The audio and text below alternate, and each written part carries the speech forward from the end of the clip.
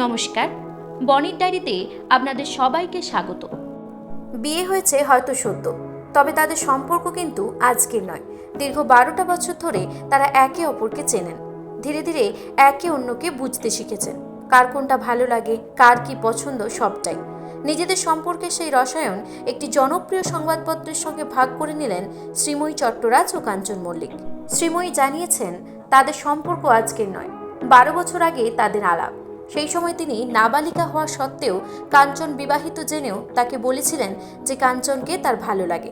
অর্থাৎ তাদের বন্ধুত্ব কতখানি সেটাই বুঝিয়েছেন শ্রীময়ী।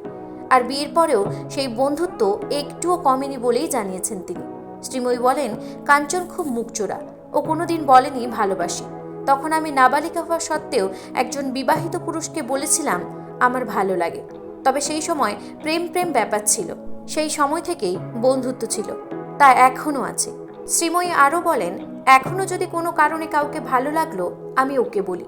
তখন কাঞ্চন বলে, এবার ভালো লাগা কমা, এখন তুই মেয়ের মা হয়ে গিয়েছিস। আমাদের খুব ট্রান্সপারেন্সি আছে। সৌরভ গঙ্গোপাধ্যায়কে আমার ভালো লাগে, আমি সেটাও ওর সামনেই বলেছি।